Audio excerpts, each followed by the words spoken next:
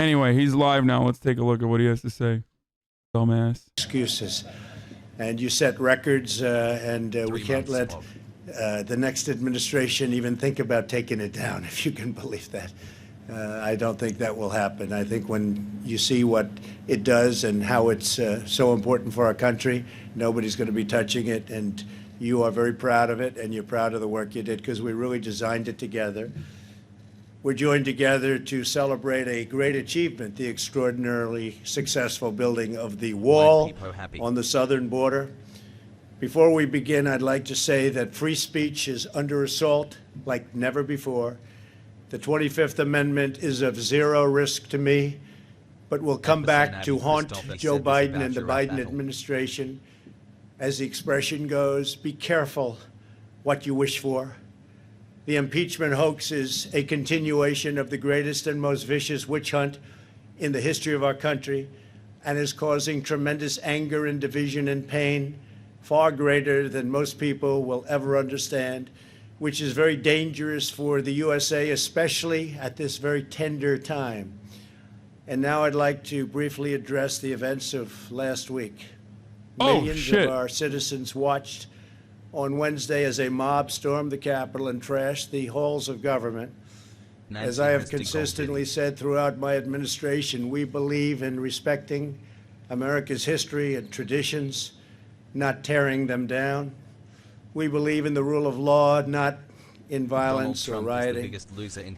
Because of the pandemic, horrible, horrible, invisible enemy, and despite our tremendous success developing a vaccine years before it was thought even remotely possible. Nobody thought it was going to be possible. They said it would take 5 years. Sir, it will take 7 years. All of our scientists were saying, our advisors, it will take 7 years, 5 years, 10 years maybe. Well, we did it just like I said we would, and we had it out years and years before they thought it was possible.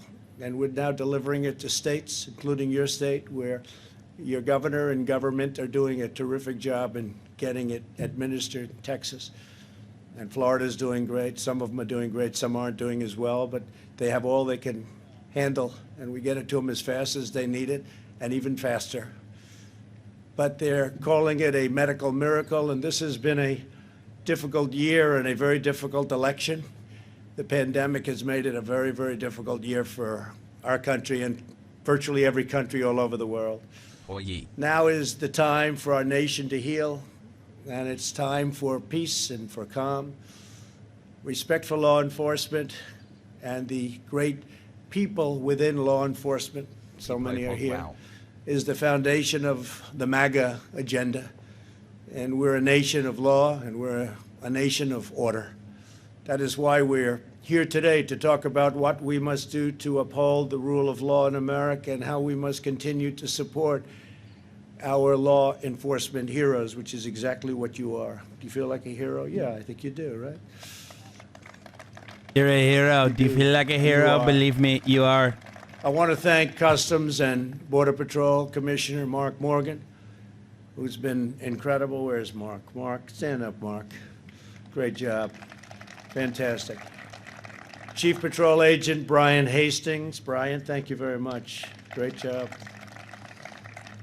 He's so happy with it. He said, sir, this really works. And most importantly, the brave law enforcement officers who risk their lives every day to protect our families and our country. I also want to thank a tremendous gentleman, a friend of mine, Tom Homan. He's a great American patriot, and he was with us right from the beginning. Right, Tom? You knew exactly. He said, we need a wall. When they were saying, no, no, we need drones, we need drones. I said, why? So you can watch the people pour into our country illegally? And I want to thank you very much, Tom. What a professional job you've done. All of you people, incredible. Everyone here today is part of an incredible success story. This is a real success story. When I took office, we inherited a broken, dysfunctional, and open border. If this is a real witch hunt, why don't we try the swim test, Cap? What?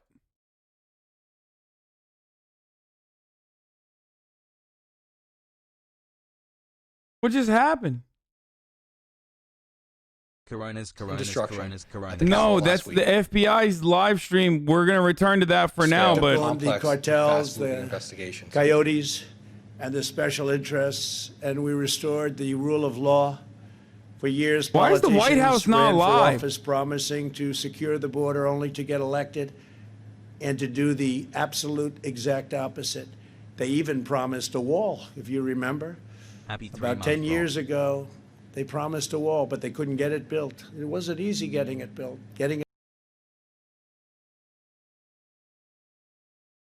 Dude, what in the fuck is happening, dude? Section month Spog hassle. What is happening? Yo, Tamaces, you got another link? What the fuck is going on? Dude is literally not talking about the Capitol. I mean, the significance of this investigation is not lost on us. This is a 24/7 office promising to secure the full-bore. border only this to is get elected absolute insanity. and to do the absolute me, I exact kept my opposite. promises. They even promised a wall, if you remember. About 10 years ago, they promised a wall, but they couldn't get it built. It wasn't easy getting it built. Getting it financed was tough. Getting it built was even tougher. All the different chains of title and all the different things we had to go through. Very, very complex and very difficult, but we got it done. But they had it years ago. You remember that better than anybody, right? And they never got it done. They never, ever completed the task. And then ultimately the money was sent back to the federal government. Spent, but no wall was built. But unlike those who came before me, I kept my promises. And today we celebrate an extraordinary milestone, the completion of the promised 450 miles of border wall. 450 miles. Nobody realizes how big that is. I remember when I first came down about a year and a half ago, we're under construction, and I started walking. And I'm looking at the wall, and I'm walking and walking. And I'm used to like a development project where you could walk a wall. You know, 10 acres, 5 acres, 2 acres, 1 acre. Then I realized that's a long time. That's a big walk. A lot of it, a lot of the wall you have is incredibly natural. You have the mountains, you have the rivers, you have some very powerful water areas. You have some areas that are virtually impossible to get by. So we didn't need walls everywhere, but where we needed them, because it's been so. Guys, if you're an out of shape 77-year-old who's like, you know, morbidly obese and then yes, walking the border wall is difficult. Where it was such trouble. And now we have it. It's either in construction or pre-construction, an additional 300 miles. In every region that we've built the wall, illegal crossings and drug smuggling have plummeted, absolutely plummeted. In the Rio, drug smuggling, 95% of it happens at regular ports of entry, like ports and whatnot. 95% of drug trafficking occurs in regular points of entry, not the fucking border wall. The border wall does not stop it. It's a lie. Deadly narcotics saving thousands and thousands of lives. We've arrested nearly 500,000 illegal aliens with criminal records, some with very serious criminal records of the type you don't want to know about, like murder. We removed you don't want to know about 20,000 gang members from the United States. Also, he literally didn't build a fucking border wall. That was another ironic thing. Like, the only thing he did is, like, beef up the wall in areas that the wall existed. A lot of parts of the fucking border wall are already in, like, as he mentioned, natural areas that are impenetrable for the most part. So he didn't really do anything. It was just a waste of fucking funds, regardless. And it was never supposed to be. Like, literally, they didn't need to build a single fucking second of a wall. They didn't need to build a fucking single mile of a wall. It was just about the racism. The wall was never supposed to prevent anything from happening. Okay? It's literally just about the racism. Okay? It's just to say, we're building a wall because those immigrants are coming into the country. That's what it's always been about, and that's what it will always be about. So, like, if this was the only piece of the border wall that they built, it still wouldn't change a thing in the minds of, you know, people living in fucking Nebraska, brother. Like, that's it. It's just a waste of U.S. resources. But the big reason why it's a problem is because, one, it's a waste of U.S. resources, and two, it's just like emboldening racist pieces of shit instead of addressing the actual problem. Like, immigrants coming into this country haven't been a problem, will never be a problem. Undocumented immigrants coming into this country are not a problem. 4 months like, today. The overwhelming majority of them do not commit any crimes whatsoever, with the exception of, like, crossing an imaginary fucking boundary. And not only that, but undocumented immigrants actually, per capita, are responsible for less convictions and less crimes committed overall. There are not a lot of studies conducted on this, unfortunately, but the ones that have been conducted, especially in places like Texas, for example, by the Cato Libertarian Institute, and I will admit that the Cato Institute is super far right, but they are for open borders. But numerous studies that have been conducted show that undocumented immigrants cause less crime overall per capita than natural-born U.S. citizens. There's numerous reasons for it, but it doesn't matter. It's just like that's the reality. He is a Man who really knows what's happening, and he loves his country, and he also loves the United States. But I want to thank for his friendship and his professional working relationship. We actually had 27,000 Mexican soldiers guarding our borders over the last 2 years. Nobody thought that was possible. And they made it very, very difficult, and that's why the numbers were able to plunge even during the construction of the wall. And by the way, one of the big elements of the wall that make it so successful is we can have far fewer people working now. They can be working on other things related to crime and drug prevention, and a lot of other elements they're working on, because we saved massive numbers of people. And included here, we have the most sophisticated camera systems and most sophisticated electronic systems anywhere in the world. We implemented 3 historic agreements with the Northern Triangle. That's Guatemala, Honduras, and El Salvador. Under these critical asylum cooperation agreements. Yeah, it's not the border wall. This is the actual agreement that cuts back on immigration in a really fucking devastating way, too. To a neighboring country instead of into a U.S. The First Nations clause that we have literally bullied other countries, smaller countries, into signing by saying that we are going to hit them with crippling tariffs and sanctions if they don't follow through, is actually the real thing that curbs back immigration. They may be some really vicious people. The countries didn't want them back. And I stopped all payments to those countries. I stopped everything going to those countries. And after it was stopped for about a month, you remember? After it was stopped for about a month. Remember, we claim we do not have the funds or resources to take care of immigrants coming into this country, which is a fucking lie, okay? Literally, immigrants are better for the economy. Like, immigrants are straight the fuck up, better for the American economy. More people means we need more jobs, more roads, more food, more fucking housing.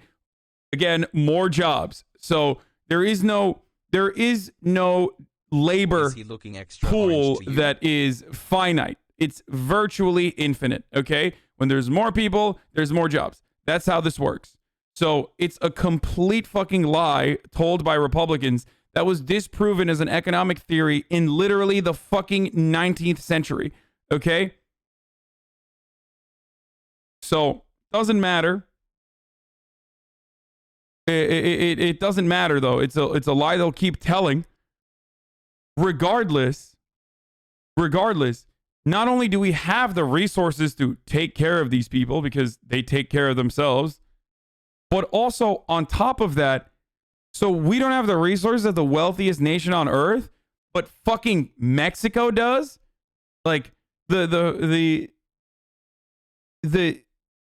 First Nation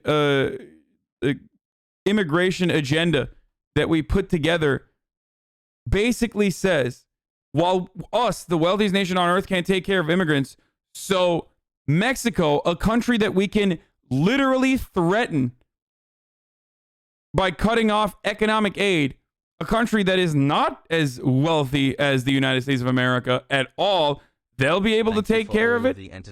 They'll be able to take care of the fucking problem. It's bullshit.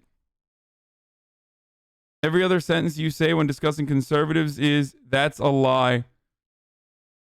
Without this core principle, I don't know what else to do. I mean, it's just like there's so many lies revolving around this My administration conversation. also instituted vital public health measures on the border. in response to the China They do virus. be lying. What are you going Under to do? Title 42 of the U.S. Code, illegal immigrants are being promptly removed to protect the health of border agents, other migrants and local communities, and the public at large.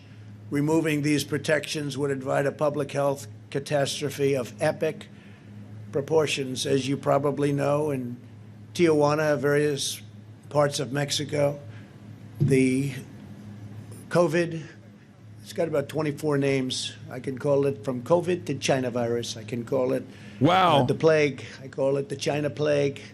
A lot of different names, but we always call it. Not to be super lib, but it's literally the Trump virus now. Like, China has it under control. Every country in the surrounding region has it under control. We don't have it under control. It's the America virus more than the China virus, okay? Maybe in the beginning you could have been like, China released this on the world and that's devastating. But like, considering the fact that we've been living with this for a fucking year now, and I even said this back then, but it doesn't matter. No one listens to me. But now, maybe after countries have successfully managed this, not just China, but all these other countries have successfully managed this, maybe now we can fucking admit that it's low-key kind of the fault of our administrators and their incompetence. And that's precisely the reason why, like, suspiciously, Brazil, the United States, and the UK are three countries that are devastated by this. I don't know. Their oaths and sworn officers, they became sworn officers of the law, and they love their job.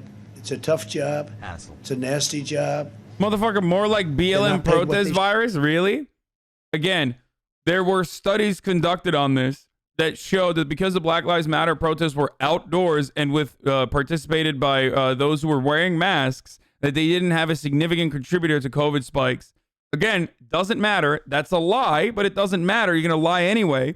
Whereas like the fucking Sturgill motorcycle rally in South Dakota, that actually had that was a huge cluster. And the reason for why was because the motorcycle rally didn't just stay outdoors, but people went into bars and none of them were wearing masks and shit. Because when you have 5,000 people marching on the streets, it looks like there's a lot of people, but they're outdoors, or Sturgill, whatever, wherever the fuck it is. I don't know. Two Sturgills. When you have 5,000 people outdoors, it looks like it's a crazy amount of people, but they're outdoors and they're wearing masks, versus 500,000 people that go back to their regular order of business inside of buildings that aren't like HVAC approved for COVID, inside of businesses where they don't want to wear fucking masks and they think it's a goddamn political point to not wear a mask. Turns out 500,000 people doing that is infinitely more significant for a COVID cluster and a COVID spike than 5,000 people protesting in the streets where there's less foot traffic overall and the businesses are shuttered and closed down. So that's bullshit. You can cope all you want and say it's the BLM virus, but you're fucking coping. You're wrong. Also, literally, those BLM protests ended months ago, motherfucker.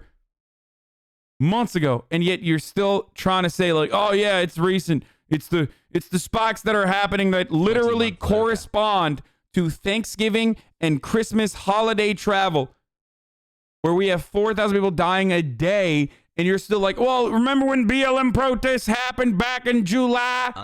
Well, those people, they had a delayed reaction to COVID. It was incubating, brother. It was incubating for 6 months. Goddamn, bro. Cope. Next level. Cope-servative. It would destroy millions and millions of jobs and claim thousands of innocent lives. The policies I put into place are uniformly and strongly supported by the men and women of ICE and Border Patrol. We worked on them together, just like we did on the wall. We worked on the policies together, because nobody knows this whole world better than the incredible people right in front of me. To terminate those policies is knowingly to put America in really serious danger and to override the great career experts that have worked we should make so a hard. Those Haas from Chud that's DHS. reeing. At this very moment, smugglers and coyotes are preparing to surge the border if our policies are loosened or removed. I mean, they're literally waiting, big groups of people, some of them very unsavory, I might add. This is an entirely preventable tragedy. It's waiting to happen. The safety of our nation must come before politics. We have many disagreements in the country, but we should all agree the urgent need to secure our borders, protect our homeland, and allow law enforcement to fulfill its mission without political interference. ICE and Border Patrol agents swore a sacred oath to uphold the law, and no political appointee should ever order them to violate that oath. These are real experts. They really get it. And I'll tell you who else gets it. The Hispanic population of our country gets it. Because not only did I win Texas in historic numbers, but I won border towns, which are largely Hispanic. And people were amazed to see that. And the numbers, they say, were Governor of Texas called. Greg, great guy, great governor, called. He said, you had numbers that nobody's had since Reconstruction. Reconstruction means Civil War, and largely Hispanic. They understand it better than anybody, and they want law enforcement to help them live safe lives. The laws that Congress passed must be upheld. To the men and women of ICE, Customs, and Border Protection, and all across DHS, law enforcement in general, you have earned the everlasting gratitude of our nation. You have no idea how much. This is nearly entirely the fault of the Democratic Party. It's, yes, it's gerrymandering, and yes, it's like voter suppression, which Texas is notorious for. But the other part of this equation is literally the Democratic Party, okay? With Beto, they organized well. They need to fucking copy that and paste it over and over again and do even more as the National Democratic Party. Texas has been the testing ground for many Republicans, for the Republican Party to figure out their Hispanic strategy, Hispanic voter outreach strategy. He's not wrong. 52% of CBP is literally Hispanic. 52% of Customs and Border Patrol officers are Hispanic. That's just the goddamn truth. Okay? Plenty of Hispanic people and plenty of Latino people in general are absolutely also fucking just as racist as the white dude is. Okay? And Hispanic and Latino people know this reality. They know they got people in their communities that are like this. The difference, though, especially with the Hispanic vote, is that one, it's not monolithic. It's not like one fucking big brown vote that you can capture. There's plenty of differences in opinion. But if there is one area where most Hispanic population members that have been studied agree on, and it doesn't matter how fucking old they are, it doesn't matter how young they are, it's that they are on board with bigger government. They literally want more government spending. They literally want more social safety nets. They are on board with Medicare for all in incredible numbers. Most of the older, very conservative Hispanics, for example, that are Catholic and therefore like anti-abortion and shit, are literally also pro-Medicare for all, pro larger social safety nets. And even in the worst way to ask that question, which is, would you rather have a bigger government or a smaller government? They side with bigger government. Texas Republicans in charge of outreach for the Latino population there know this reality, which is why they never talk about that part of the equation and only beef up the Catholicism angle and only beef up the fucking social conservatism angle. Democrats, on the other hand, are like, well, these guys are socially conservative. But, you know, we just, I guess we just got to keep saying Donald Trump is racist and it'll work. No, motherfucker, you have to give him something. Politics is transactional. I've been saying this for fucking years. I'm going to keep repeating it over and over again until I die. But politics is transactional. You have to offer them something. And in order to win the Texas Hispanic population, or in order to win the Hispanic population in general, easy.